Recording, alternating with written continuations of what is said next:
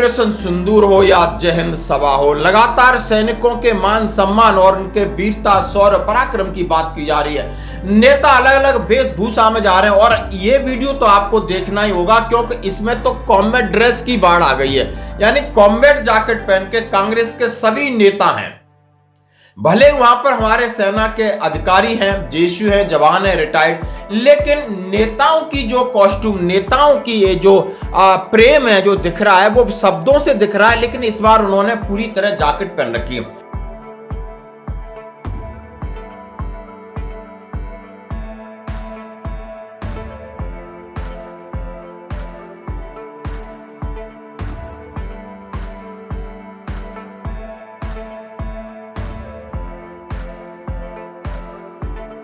You and the entire nation stands with our armed forces unreservedly, and we shall continue to support our armed forces.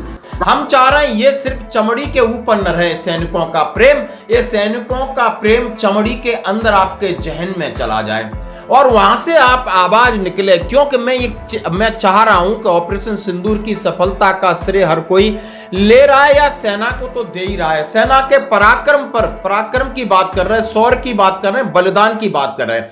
आज मैं आपके सामने बात करूंगा कि ऑपरेशन सिंदूर हो गया या ऑपरेशन सिंदूर अभी और आगे चलेगा, लेकिन इसके बीच में शहीद हुए हमारे सेना के जवान, चाहे वो एयरफोर्स के हैं, आर्मी के हैं, बीएसएफ के, आखिर उनको क्या मिला? उनके परिवार को किसने सम्मान दिया? अब उनके परिवार को किसने बुलाया? जैसे कि कारगिल ऑपरेशन में किसी जो शहीद हुए थे उनको बहुत सारा रेस्पेक्ट तो मिली थी, लेकिन किसी को कारगिल हाउस घर बना के दिए थे, तमाम तरीके की योजनाएं बनी थी। क्या आज जिन्होंने ऑपरेशन सिंदूर की सफलता और उस सफलता के अंदर अपने प्राणों की बलि, प्राणों की नौछावर, प्राणों की आहुति दी, आप उनका नाम तक नहीं ले रहे?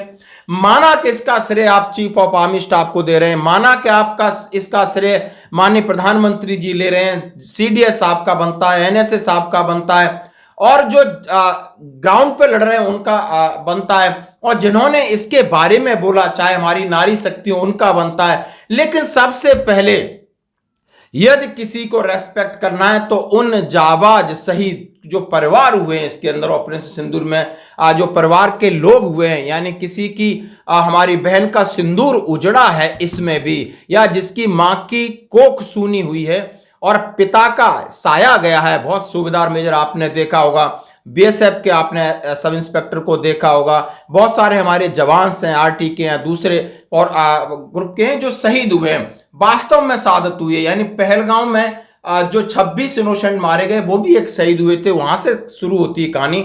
लेकिन जो अभी तक हुआ है आखिर उनके सम्मान की बात कौन करेगा?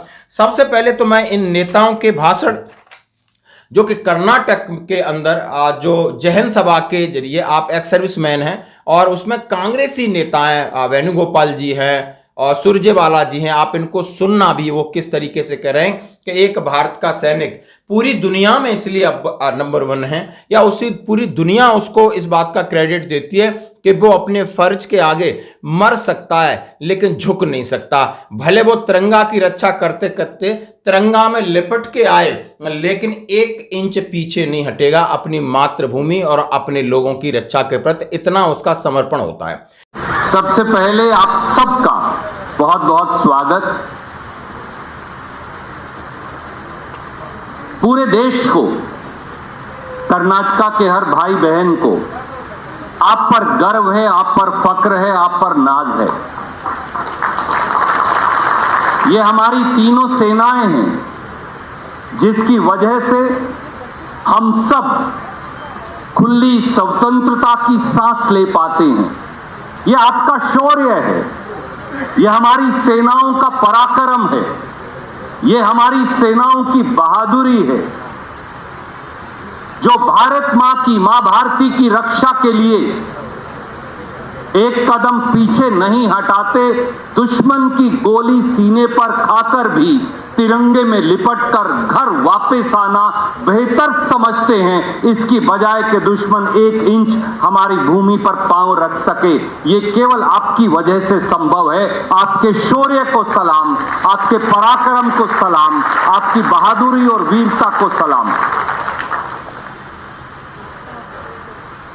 1965 की लड़ाई हो या 1971 की लड़ाई हो या 1947 में कश्मीर में कबायलियों द्वारा और पाकिस्तान की सेना द्वारा किया गया हमला हो, हर बार हमारी सेना ने, और फिर कारगिल हो या इस बार ऑपरेशन सिंदूर हो, हमारी सेना ने जाबाज तरीके से और बहादुरी से और पराक्रम से हमेशा दुश्मन को जवाब दिया है कि मां भारती की तरफ अगर एक आंख उठाकर कोई देखेगा तो फिर हमारी सेना उसका वो हाल करेंगी जो हमारी सेनाओं ने करके दिखाया है। पाकिस्तान के 2 टुकड़े आपने करके दिखाए इंदिरा जी के नेतृत्व में, और एक बार फिर ऑपरेशन सिंदूर में आपने कर दिखाया कि हमारी सेना दुनिया की सबसे बेहतरीन सेनाओं में से है। दोस्तों साथियों, मैं बहुत लंबा समय नहीं लूंगा, पर यह भी सच है कि हम सेना के पराक्रम और शौर्य की सराहना तो करते हैं, हम उनको सलाम और सैल्यूट तो करते हैं, हम उनकी बहादुरी का गुणगान तो करते हैं, पर यह भी सच है कि सेना की उस तैयारी के लिए हमें एक मुल्क के तौर पर, एक पूरे मुल्क के तौर पर जो मदद करनी चाहिए, क्या वो हम कर रहे हैं? यह सवाल भी जय हिंद सभा के माध्यम से उठाया जाना चाहिए। यानी उनके कमिटमेंट की बात कर रहे हैं, अब उसका श्रेय पॉलिटिकली ले रहे हैं। हम इन नेताओं को कहना चाहते हैं कि आपने ये ऊपर जैकेट डाला, ये आपके अंदर तक जाना चाहिए। यानी सेना का सैनिकों के साथ प्रेम या सेना की शौर्य का मतलब देश प्रेम है, और देश प्रेम से बड़ा और कोई बात हो ही नहीं सकती। अब मैं बात करूंगा मांग की। यानी इंडियन वेटरन ऑर्गेनाइजेशन एक संस्था है, all India organisation veteran, lead by ex defence person, जो 28 तारीख को लेटर लिखा है महामहिम राष्ट्रपति महोदया के लिए, और उनके अध्यक्ष हैं जे.एस. सेंगर। उन्होंने लिखा है सिंदूर ऑपरेशन में वीरगति प्राप्त सैनिकों के परिवारों को गृह आवंटन हेतु महोदया, मैं जोगेंद्र सिंह सेंगर, राष्ट्रीय अध्यक्ष इंडियन वेटरन ऑर्गेनाइजेशन। हमारा संगठन भारत में 614 जिले में फैला हुआ है। हम लोग पूर्व सैनिक और वीर नारियों एवं प्रशासन की मदद करते हैं। निवेदन है कि हमारी सेना ने पाकिस्तान के छक्के छुड़ा दिए। इस युद्ध में हमारे बहुत सारे सैनिक जिन्होंने सर्वोच्च बलिदान दिया, बहुत सारे सैनिक जिन्होंने अपने अंग खोए। सरकार की जिम्मेदारी है कि उन परिवारों को कारगिल आवास की तरह सिंदूर आवास आवंटित किए जाएं, उनके बच्चों की देखरेख की जाए ताकि उनका परिवार एक इज्जतदार जिंदगी जी सके।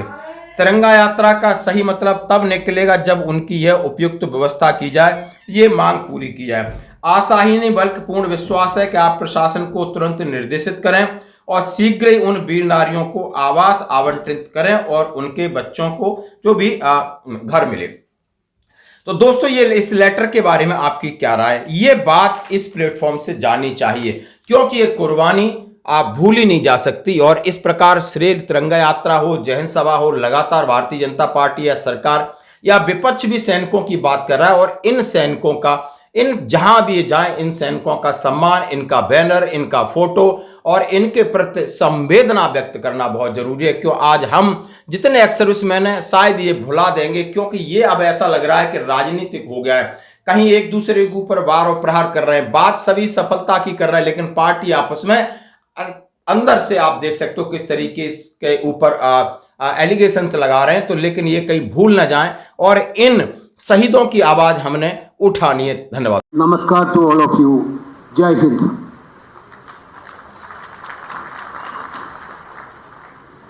आई am really proud of by standing with all of you in this podium on one of the marvelous function organized by Karnataka Pradesh Congress Committee.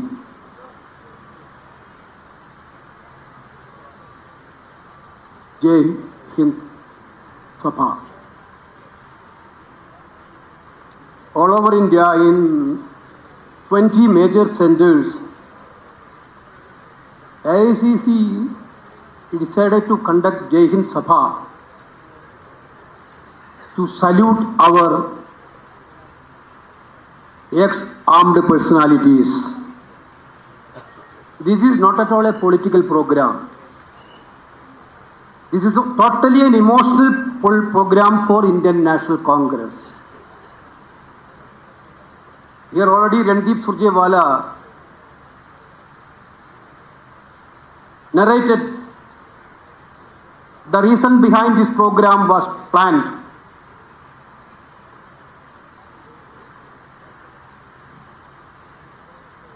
This program, All India Congress Committee planned to salute the services of the person who served in the armed forces, was serving in the armed forces. This is the only major objective.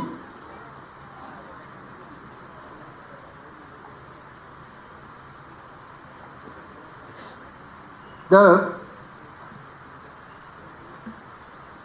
22nd of April